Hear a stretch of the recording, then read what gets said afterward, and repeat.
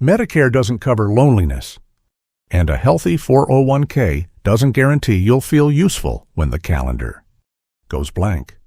I did everything the American dream demanded, worked, saved, paid the bills, and I still woke up feeling hollow, like I was fading out in my own house. If you've been trying to fix that emptiness with upgrades, errands, or noise, you're not crazy, you're just drifting. And that's exactly how I learned the hard way. Part 1. The new truck, the same empty feeling. I bought a new truck at 68 thinking it would make me feel alive again. It didn't. I signed the paperwork, shook the salesman's hand, and drove it home like I'd just won something. But when I parked it in my driveway, I felt the same old heaviness sitting in my chest, like it had been waiting for me to come back. That was the part that embarrassed me. Not the money, not the purchase, the fact that I wasn't grateful. I remember thinking, what's wrong with me? I worked for decades. I paid my bills, I kept my nose clean, I did everything they told me to do. Why did a brand new truck feel like nothing? I can tell you, the lie I was living on, and I know I wasn't the only one. I used to think, if I just upgrade something, car, TV, kitchen, this emptiness will back off. You get the new thing, you get a little lift, and for a few days you walk around like you've got proof that life is still moving forward. Then the lift wears off, and you're right back where you started, only now you've got a payment, higher insurance, and a fresh reason to feel foolish. For me, the high lasted about a week. I found reasons to drive places I didn't need to go. I took the long way home. I told myself I deserved it, because after all, the house was paid off and the Social Security checks were coming in like clockwork. I looked at my 401k statement and convinced myself it was fine, even though fine feels different when you're the one doing the math at the kitchen table. Then came the crash, and it came in the most ordinary way. It came in the quiet, not a crisis, not a hospital visit. Just the same evening, I'd had 100 times dinner, a little TV, a couple of errands that didn't matter, and then that long stretch of hours where nobody needs you. That's when it hit me. The truck didn't fail me. My plan failed me. Because the real problem wasn't that I didn't have enough. The problem was that I didn't know what I was for anymore. Work used to hand me a schedule, a reason to get up, and a list of people who counted on me. Retirement took that away overnight. Not slowly, overnight. One day you've got a place you have to be, and the next day you're staring at a calendar like it's a blank wall. That's the part nobody likes to say out loud, especially men my age. We're not trained to talk about purpose. We're trained to provide. So when the providing changes, when your paycheck turns into Social Security and withdrawals from a 401k, you start wondering if you're still useful, or if you're just there. You don't call it loneliness. You call it having some time on your hands. You don't call it fear. You call it keeping busy, and that's where the spending comes in. Not because you're reckless, not because you're stupid. Because buying something gives your brain a quick shot of momentum. It's a small hit of control. You choose the model, you choose the color, you sign your name, and for a moment you feel like you're steering again. Then the steering wheel disappears, and you're back in the passenger seat of your own life. Here's my mistake, and here's your lesson. I used to think the right purchase would make retirement feel like freedom. Then I lost the one thing that made me feel solid being needed, and I tried to replace it with upgrades. Now I know the truth: you cannot buy purpose. You can only build it. And building it starts with noticing what you've been avoiding. A lot of retirees don't have a money problem first. They have a meaning problem first. The money anxiety comes right behind it, because once you're drifting, you start spending to soothe. You start scrolling news because it feels like being in control. You start running errands you don't need, just to have somewhere to go. You start filling your days with noise because silence brings up the questions you don't want to answer. And listen, I'm not judging you.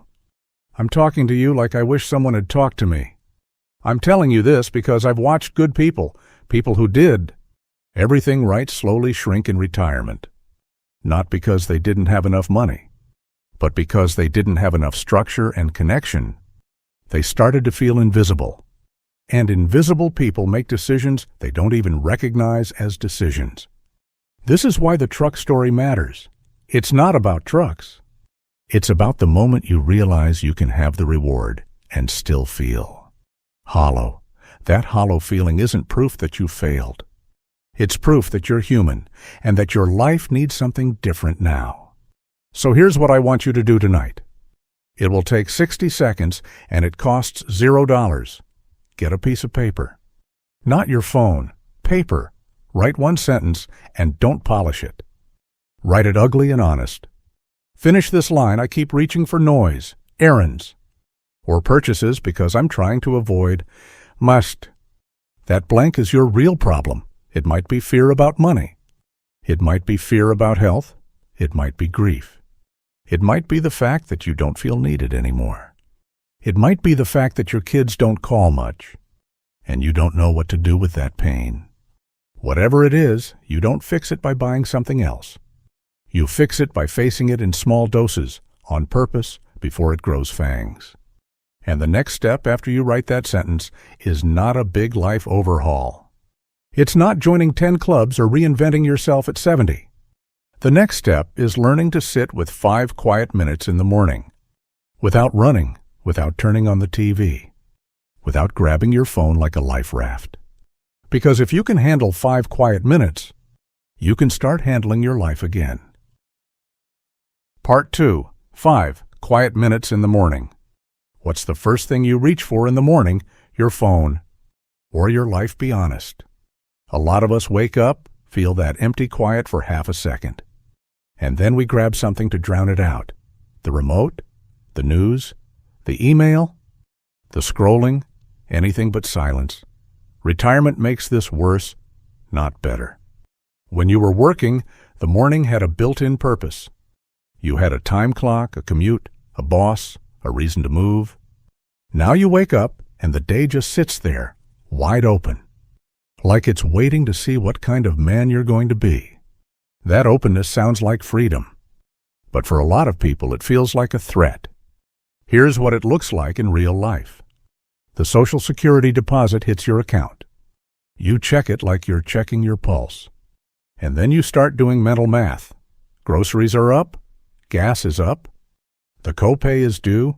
Medicare premiums come out whether you feel good or not. You might even be fine on paper. But your nervous system doesn't care about paper. Your nervous system cares about uncertainty. So you reach for the easiest drug in America: noise, cable news, talk radio, social media. You tell yourself, I need to know what's going on. You call it staying informed. You call it staying productive. You call it being responsible. But a lot of the time, it's just avoidance. Because quiet brings up the stuff you've been pushing down for years. Fear about money, fear about health, the thought that your kids don't really need you anymore, regret about choices you can't undo, grief for people who aren't here. Retirement doesn't create those feelings. It just removes the distraction that used to keep them buried. I'm going to say something blunt. Most retirees aren't bored. They're scared of silence. They're scared of what silence will reveal. And if you can't handle 5 quiet minutes, you'll keep numbing yourself all day long with news, TV, shopping, and busy work. You'll do it without realizing it. And you'll wonder why you feel anxious even when nothing bad is happening. I used to think, if I stay informed and busy, I'll feel in control. That was the lie. I'd flip on the news first thing like it was a safety ritual. I'd watch the market, the crime, the politics, the disasters. Then I'd tell myself I was being smart. I wasn't being smart. I was being wired. Then I paid the price. I'd be tense before I even ate breakfast. My shoulders would be up around my ears. I'd snap at people I loved. I'd feel lonely, but louder. I'd carry this low-grade panic like it was normal. And here's the worst part, I still didn't feel any more prepared for life. I just felt more helpless. Now I know the truth. 5 quiet minutes does more for my peace than an hour of news. I'm not saying you should live with your head in the sand. I'm saying you don't need to start the day with your nervous system on fire. Peace is not a luxury in your 60s and 70s. It's maintenance, like checking your blood pressure. So this is the habit, and I want you to keep it simple, not spiritual, not fancy, not something you need a class for. 5 minutes, that's it.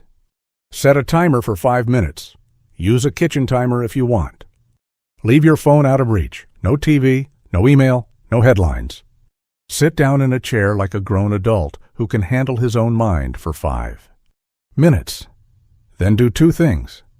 First, notice 3 sounds in your house.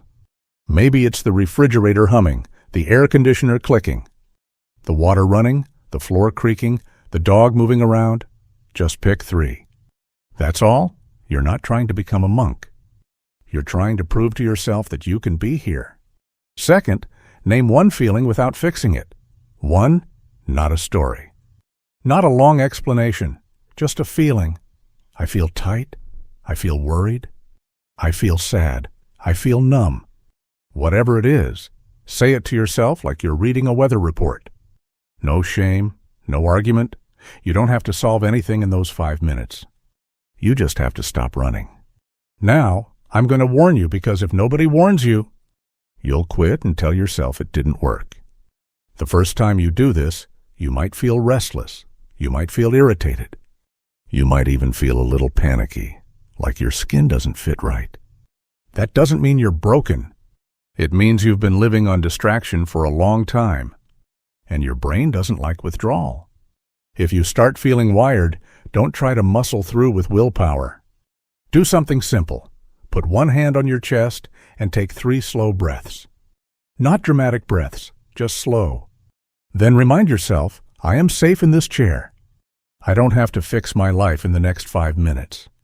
If your mind starts racing, you don't fight it like an enemy. You bring it back like you bring back a dog that got off the leash. Calmly, again and again. This is what most people miss. The goal is not to have a perfect, quiet mind. The goal is to stop treating your own thoughts like an emergency. Over time, those 5 minutes become a reset instead of a threat. You start the day as the driver, not the passenger. And here's the part that matters if you're living on a fixed income and dealing with a body that isn't 25 anymore. This habit doesn't cost money. It doesn't require energy you don't have. You can do it even on days when your knees hurt and your back is stiff. You can do it on the days when the 401k statement makes your stomach drop. You can do it when you're waiting on test results. You can do it when you feel alone. 5 minutes is not asking you for a miracle. It's asking you to stop abandoning yourself. I want you to try this for 7 days. Same time each morning. Right after you use the bathroom or right after you pour your coffee. Set the timer for 5 minutes. No screens, 3 sounds, 1 feeling. Then write down 1 word about how you felt afterward. Just 1 word: tight, shaky, restless, calm. Okay, that's it. If you miss a day, you don't punish yourself. You start again the next morning. By day 3 or 4, you might notice something small but important. You'll feel a little less reactive. You'll feel like you have a ½ inch more space inside your chest. That ½ inch matters. That ½ inch is the difference between making a decision and making a reaction. And once you can handle 5 quiet minutes, you can start doing something even more powerful. You can bring that same presence into 1 ordinary part of your day laundry. Dishes, making the bed, so your whole day stops feeling like drift. Because the truth is, it's not the big plans that save you in retirement. It's the small anchors you keep. Part 3. Folding laundry and taking your life back. You ever notice how a whole day can disappear? And you can't name 1 thing you actually did, not 1 thing you can point to. And say, that mattered. You were busy, sure. But at the end of the day, you feel oddly tired and still unsatisfied. Like you ate a meal and somehow stayed hungry. That's retirement drift, and it's dangerous because it looks harmless. It starts small. You sit down just for a minute, and the TV is already on.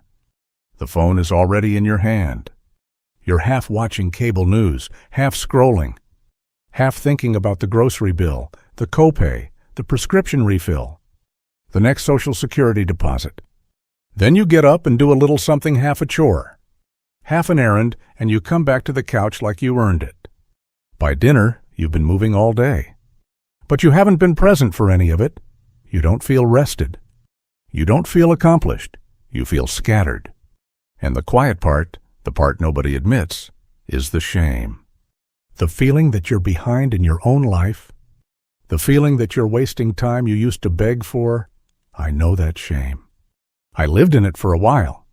I would keep the TV on in the background like a guard dog.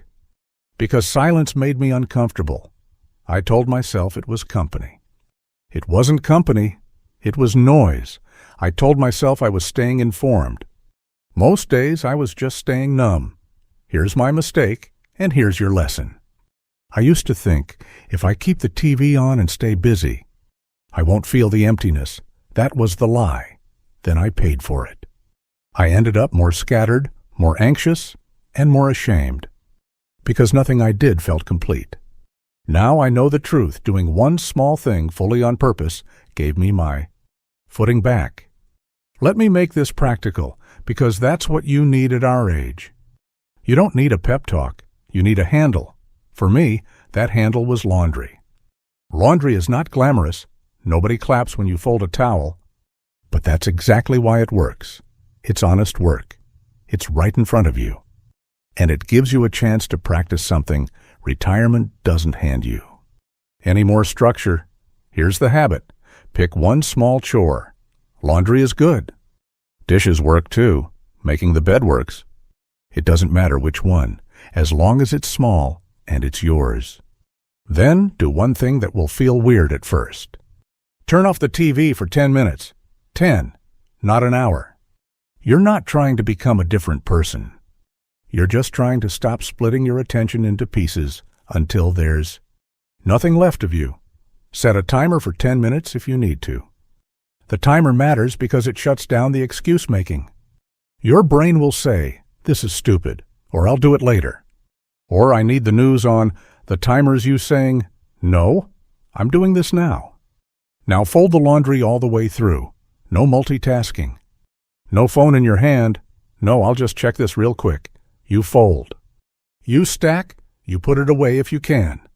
If you can't put it away, you still fold it neatly and stop when the timer ends. And when your mind runs, and it will run, you bring it back to the task without beating yourself up. You don't argue with your thoughts. You don't try to fix your whole life while holding a t-shirt. You just come back, again and again. That's the muscle you're building, the ability to choose where your attention goes. Some of you are already pushing back, and I get it. I'm old. My back hurts. My hands are stiff. I don't have the energy. Fine. Modify it. Sit in a chair while you fold. Do a smaller load. Fold 5 shirts and stop. Set the timer for 5 minutes if 10 feels like too much. If your arthritis flares, you stop before it gets bad. This is not punishment. This is training. The point isn't perfection. The point is completion. Completion does something to your brain that endless half-tasks cannot do. It gives you a small, clean win.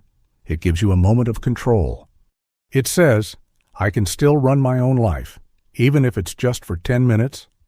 And here's what surprised me. When I started doing this, I didn't suddenly feel joy. I'm not going to sell you that. What I felt was calmer. What I felt was steadier. My house didn't change overnight, but my head did. I stopped ending the day with that scattered, guilty feeling. It also changed how I spent money. When you're drifting, you're more likely to spend to soothe. You buy little things online because the day felt empty. You run to the store for something you don't need because you're restless. 10 minutes of real presence won't fix inflation, but it will keep you from making anxious decisions that cost you later. This is why I call it taking your life back, Not because laundry is magic, because attention is power. Retirement can make you feel like life is happening around you, and you're just killing time until the next appointment. A daily anchor one ordinary chore done on purpose pulls you back into the driver's seat. So here's your challenge for the next week. Once a day, do one 10-minute chore with the TV off and your phone out of your hand. Just one: laundry, dishes, making the bed, wiping the counter, whatever. When the timer ends, you stop. And you tell yourself the truth: I showed up for my own life for 10 minutes. If that sounds too small, that's exactly why you need it. Big plans are easy to daydream about. Small anchors are what you actually live on. And once you can be present in your own home, the next step is to step outside and walk without your phone, so you stop living your life through a screen. Because if your attention is always elsewhere, your life will be elsewhere too. Part 4. Walking without your phone. Be honest when you go for a walk. Are you walking? Or are you scrolling? A lot of us tell ourselves we're getting our steps in, but our heads never leave the couch. We carry the phone like it's part of our body now, and then we wonder why we feel wound up even outside. I get the reasons. Safety is a real one.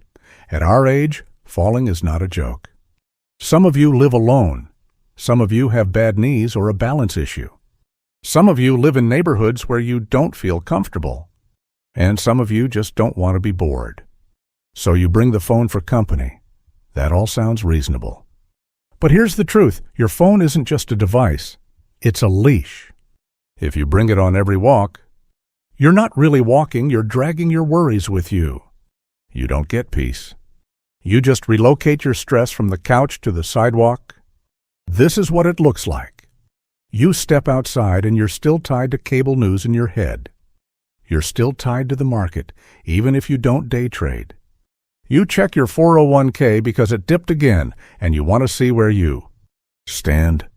You read some headline that makes your blood boil.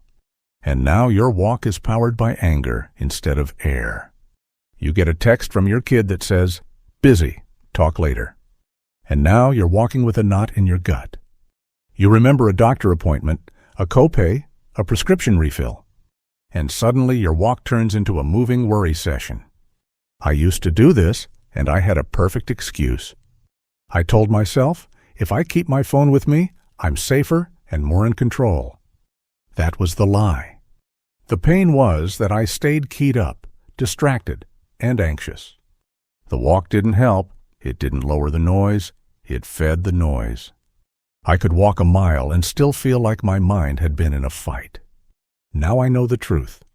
A walk only works when your brain is allowed to power down. That's it. You don't need a fancy routine. You need to stop pumping information into your head for 15 straight minutes. Your nervous system is not built for constant input, especially later in life when stress hits harder and sleep comes easier to break. The first time I tried a phone-free walk, it felt strange, not peaceful. Strange. My hand kept reaching for my pocket like it had its own brain. My mind tried to entertain itself with the usual garbage money worries. Old arguments, regret, political outrage. That's when I realized something ugly. I wasn't using the phone for safety. I was using it to avoid my own thoughts. The phone wasn't protecting me from the world. It was protecting me from silence. Here's the turning point. About 10 minutes in, my brain stopped fighting. Not completely, but enough. The thoughts were still there, but they didn't feel like alarms anymore. They felt like weather passing through. And I noticed that my body had been tense for no good reason. I didn't fix my life on that walk. I just stopped making it worse. So let me give you the practice. Keep it simple, keep it safe, and keep it doable. Start with 10 to 15 minutes, 2 or 3 times a week. You're not training for a marathon. You're training your mind to settle. If you can do half a mile, great. If you can do a mile, great. If you can only do 10 minutes around the block, that still counts. The goal is consistency, not distance. Rule number 1, no phone in your hand. Ideally, leave it at home. If you absolutely must carry it for safety, fine, carry it. But put it on airplane mode and keep it in a pocket, not in your palm. The phone is for emergencies, not entertainment. If you're holding it, you're inviting it to steal your attention every 30 seconds. Rule number 2, give your mind a reset that isn't spiritual and isn't complicated. Here's the one I use. Pick 3 things you can see, 2 things you can hear, 1 thing you can feel in your body, then keep moving. That's it. 3, 2, 1. You can do that at any point in the walk, especially when your mind starts spiraling. And yes, your mind will spiral at first. That's normal. If you've spent years feeding your brain with constant noise, silence feels like a withdrawal. When the worry shows up, don't wrestle it. Label it and move on. That's money worry. That's health worry. That's anger. That's loneliness. You don't solve it on the sidewalk. You just stop letting it hijack your body. Now let's talk reality. Some of you have bad knees. Some of you have back pain. Some of you get lightheaded. Some of you live where the heat will knock you down, or the cold will stiffen you up. That doesn't mean you can't do this.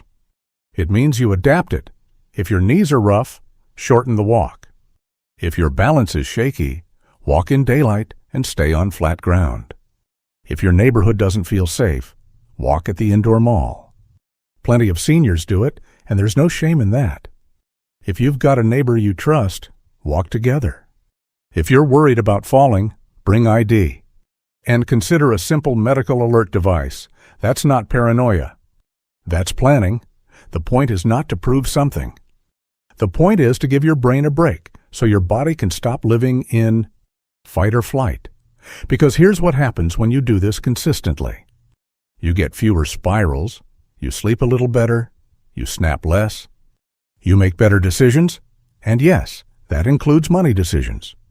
A calmer mind handles a fixed income better than a panicked one. When you're calmer, you're less likely to impulse spend to soothe. You're less likely to doom scroll yourself into a bad mood and then buy something online just because. Peace won't pay your property taxes, but it will keep you from making fear-based choices that cost you later. I'm not promising happiness. I'm promising a small sense of freedom. Freedom from the constant pull of other people's emergencies, other people's opinions, other people's noise. For 15 minutes, you belong to yourself again. But I'm going to warn you about the next problem, because it shows up right after you start getting calmer. Even if your mind settles, loneliness can still be sitting there waiting for you when you get home. Silence inside your head is one thing. Silence between people is another, and that silence is the one that really hurts.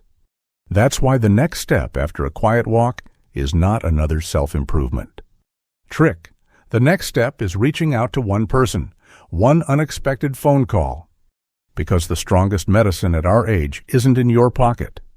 It's in your contact list. Part 5, 1 unexpected phone call. How many people do you have in your phone that you love, but you haven't spoken to in a year? I'm not talking about strangers. I'm talking about real names you still care about, people you worked with, raised kids alongside, laughed with, went through hard times with. They're sitting in your contact list like a graveyard of good intentions. And if you're like I was, you have a reason for every one of them. They're busy. They've got their own problems. It's been too long. I don't want to bother them. On the surface, those reasons sound polite. Underneath, they're fear. Fear that they won't pick up. Fear that they'll sound annoyed. Fear that you'll feel small.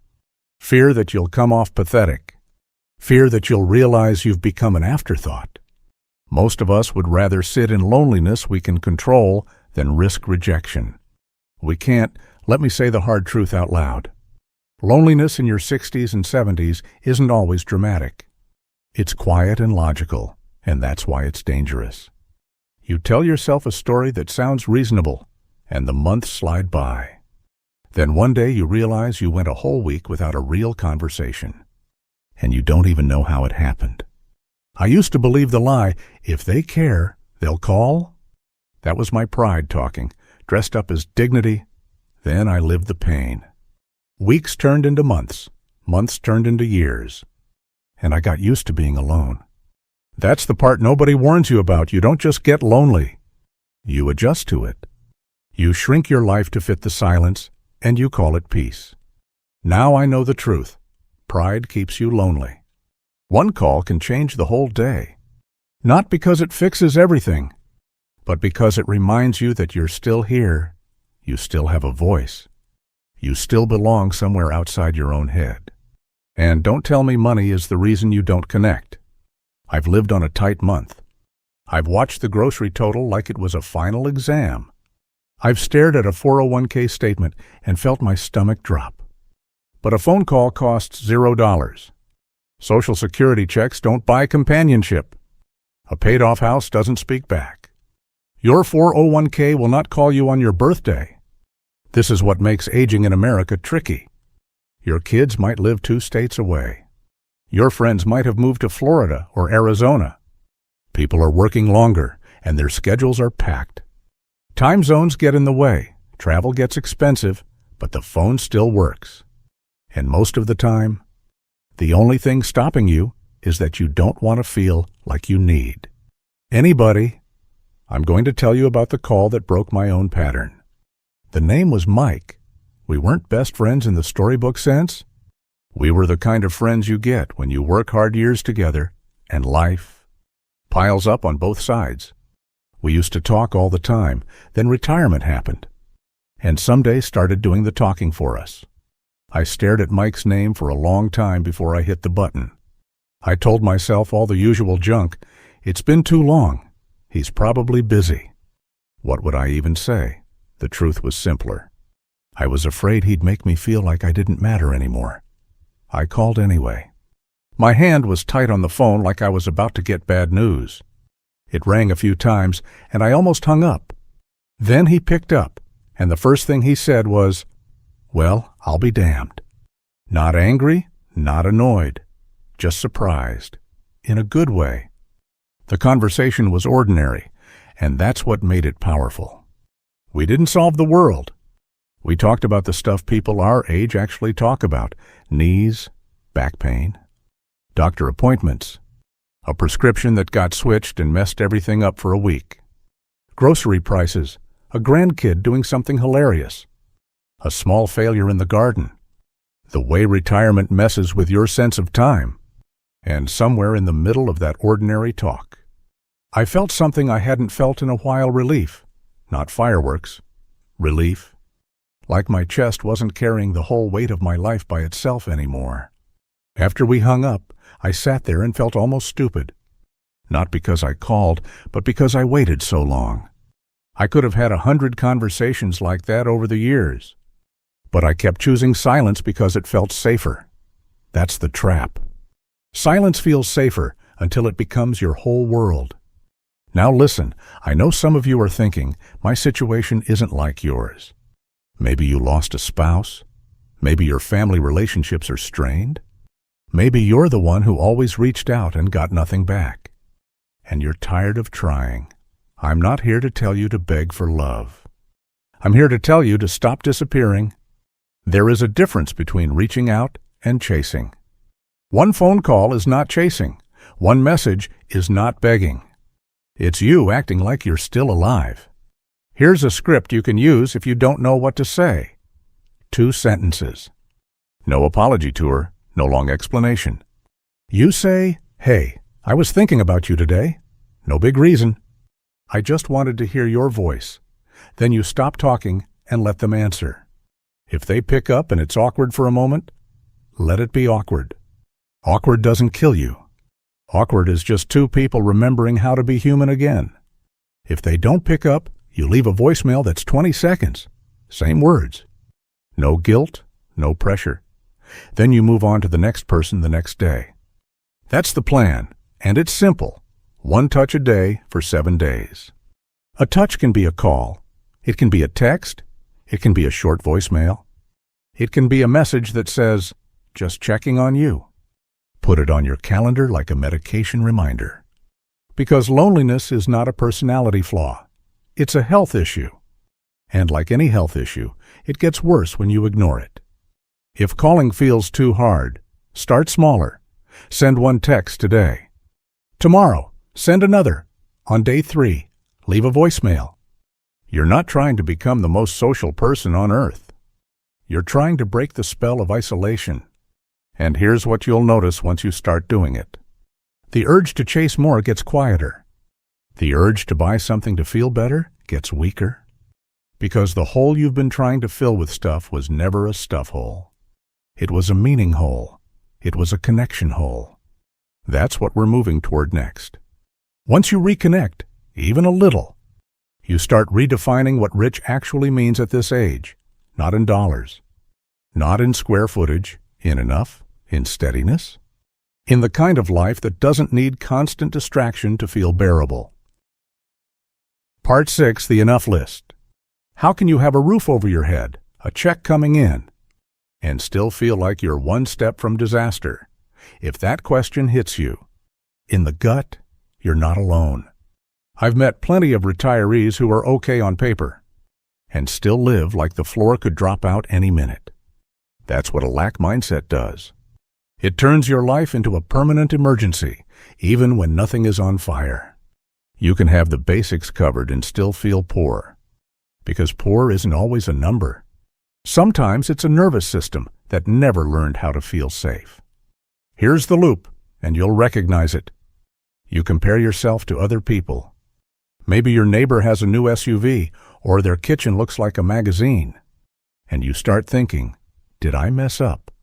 Then you look at prices, groceries, gas, property taxes, and your chest tightens. You doom scroll the economy like it's your job. You check your 401k too often, and every dip feels personal.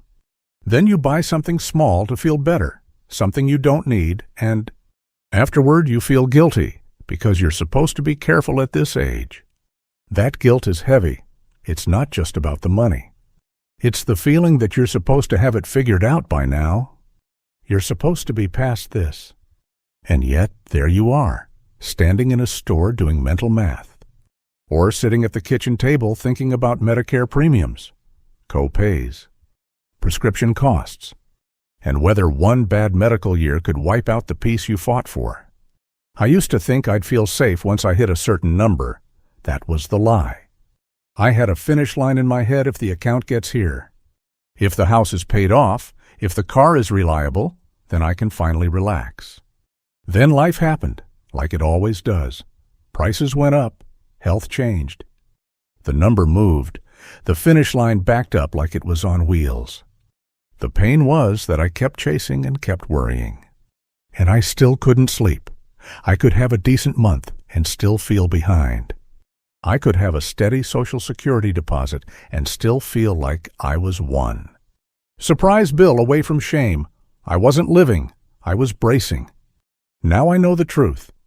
Peace starts when you define enough and live like you mean it. Not pretend everything is fine, not lie to yourself, define it, protect it. Because the world will never stop trying to sell you more, and fear will never stop trying to convince you it's not enough. Let me be clear about something, because people misunderstand this. Enough is not giving up. Enough is not settling. Enough is refusing to be bullied in your last chapter, bullied by advertising, bullied by comparison, bullied by the part of your brain that thinks panic equals preparation. Here's what changed things for me. I wrote an enough list. Not a gratitude journal, not a cute little exercise. A blunt list that reminded me what was already holding me up, so I'd stop feeding the hole that never fills. This is how you do it, and you can do it tonight. You take a piece of paper and you write 10 lines. 10. You start each line with either, I have enough, or today. I'm still standing because keep it concrete. No poetry, no big speeches. Ordinary, real life. Your list might look like this. And I'm giving examples because people get stuck. I have enough food in the fridge for the next 2 days. I have enough gas to get where I need to go. I have one friend who picks up when I call. I have a doctor I trust. I have a safe place to sleep. Today, I'm still standing because I made it through worse than this. I have a car that starts, I have one day this week where the pain is lower. I have a neighbor who would notice if they didn't see me. I have the ability to take a short walk. And yes, one of those lines should be about money reality, without shame. You can write, my Social Security check covers the basics. Or you can write, my Social Security is tight, but I'm making it work. Or, my 401k isn't what I wanted, but it's what I have. The point is not to brag. The point is to stop acting like you're one breath away from ruin when you're not. Some of you are going to resist this because you've been trained to think, worry is wisdom. You'll say, if I relax, something will happen. Let me tell you what worry actually does. It doesn't prevent the medical bill. It doesn't lower the copay. It doesn't stop the property taxes. It doesn't change inflation. It just makes you live the disaster twice, once in your head. And once if it ever actually shows up. And while you're living that disaster in your head, you miss the life that's still here. That's the theft. That's what more steals from you: time, calm, and good judgment. Fear makes you spend in weird ways. It makes you stockpile. It makes you impulse buy. It makes you chase upgrades you don't need, just to feel like you're keeping up with a world that doesn't care. I'm not saying don't be smart. Be smart. Budget. Pay attention. Consider downsizing if that's your situation. Make the plans you need to make. But don't let fear run the whole house. Here's the turning point with the enough list. When I wrote mine, I realized I'd been ignoring what was already steady. I had a roof. I had a way to get to the store. I had at least one person I could call. I had mornings where the pain wasn't screaming. I had a meal I could cook. I had a check coming in, even if it wasn't huge. That didn't make me rich in the Wall Street sense, but it made me supported. And supported feels different than scared. Now I want you to take it one step further, because writing is good. But living is better. For the next 7 days, pick one line from your enough list and live it once a day. Make it measurable. If your line is, I have one friend who picks up, then you call them or text them. If your line is, I have food in the fridge, then you cook one simple meal at home and stop scrolling ads for things you don't need. If your line is, I have a safe place to sleep, then you shut off the doom scrolling after dinner and give your brain a chance to calm down. If your line is, I can take a short walk, then you take a 10-minute walk. Even if it's slow, this is not about pretending. It's about training your attention to stop hunting for what's missing and start recognizing what's holding you up. That shift changes how you feel, and it changes how you spend. It changes how you talk to yourself. It changes what you believe about your future. And once you know what enough is, you can build a week that reflects it. That's the next step, because enough isn't just a thought, it's a schedule. It's a few anchors in your week so your days don't drift and your mind doesn't panic. If you don't build that structure, fear will fill the empty space every time. Part 7. Building a week with an anchor. Do you get that Sunday feeling, that quiet dread when you look at the week ahead and realize there's nothing on the calendar? And somehow that freedom feels like pressure. Or maybe it hits you on a Tuesday, when you notice you went 2 days without a real conversation, and it didn't even register until you felt lousy. That's retirement drift, and it doesn't just waste time. It messes with your head. You start sleeping late because there's no reason not to. The TV goes on because the house feels too quiet. You run errands that don't matter because you need somewhere to go. You scroll because it fills the space. And by the end of the day, you feel restless and tired at the same time. Like your body moved, but your life didn't. I want to be direct about the cost. Drift ruins sleep. It raises anxiety. It increases screen time. It makes you more irritable. It makes you spend money in dumb little ways because you're trying to soothe. The discomfort online purchases, extra trips for one thing. Comfort food you didn't even want.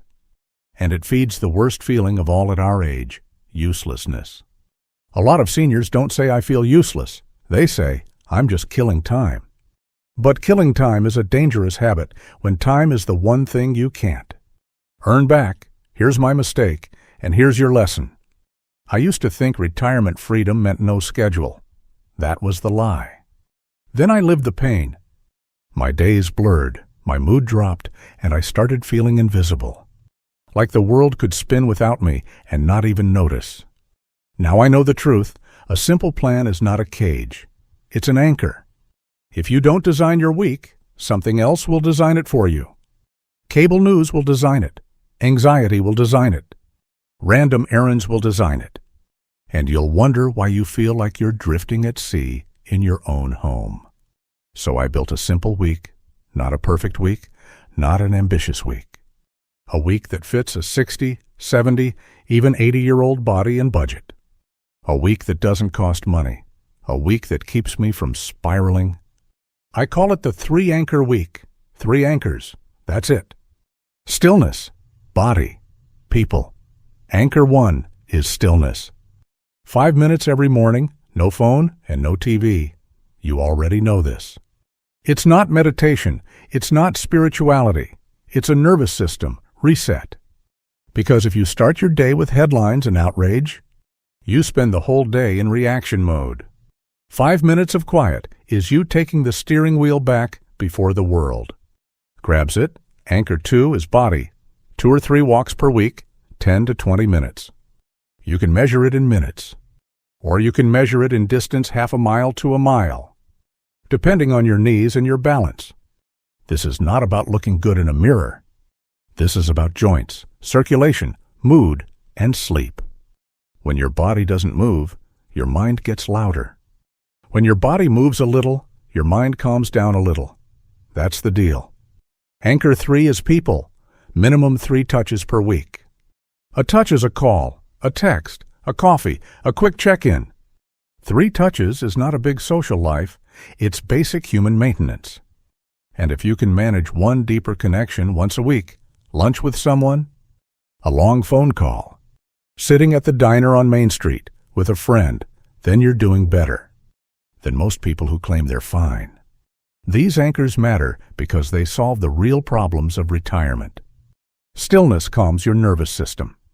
Body keeps you out of pain spirals and sleep spirals. People keeps you from becoming invisible. Now, I'm going to add a 4th piece, and this one restores dignity. You need 1 useful responsibility each week. 1, not 10.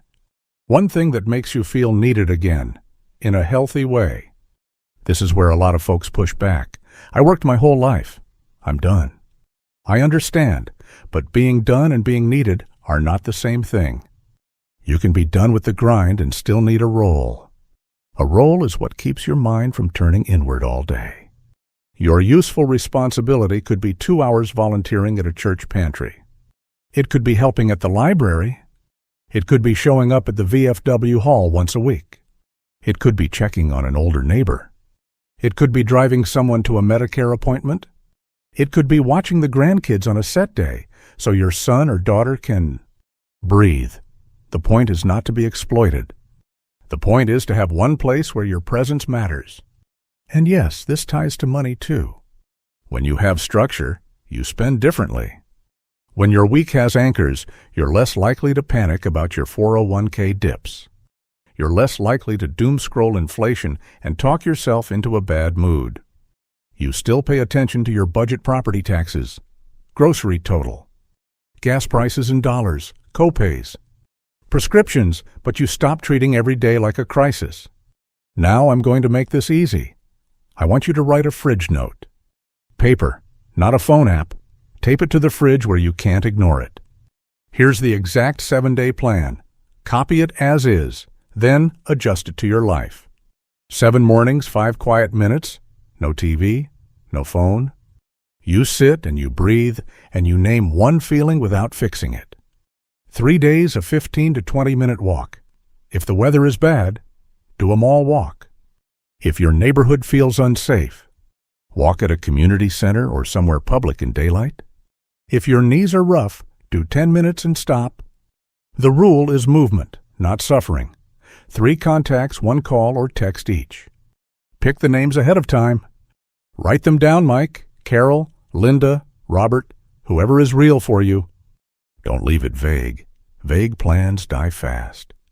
1 useful act, 1 scheduled responsibility. Put it on the calendar like an appointment, because it is. It can be volunteering, helping a neighbor, a grandkid day, or anything that makes you feel useful in a sane way. Now here's the most important line on the fridge note. Bad health days are coming. Low energy days are coming. Pain days are coming. When that happens, do the smallest version, not nothing. If you can't walk 20 minutes, walk 5. If you can't leave the house, stand up and move around for 2 minutes. If you can't talk on the phone, send a text that says, "Thinking of you." If you can't do the full chore, do 1 small thing fully. The smallest version keeps the anchor in place. Because the goal isn't a perfect week. The goal is to stop disappearing inside your own week. Let me say something that might save you a lot of frustration. Small structure beats big motivation. Motivation comes and goes. Structure stays. A simple plan will carry you on the days you don't feel like carrying yourself. And if you're sitting there thinking, "This sounds too basic," good. Basic is what you can repeat. Basic is what survives a bad night's sleep, a doctor appointment, a rough month, or a scary letter in the mail about property taxes. Basic is what keeps you steady when the world feels loud. Once your week has an anchor, enough stops being a word and starts being a life. That's where peace actually comes from, not from luck, and not from buying the next thing, but from building a week you can live inside without panicking.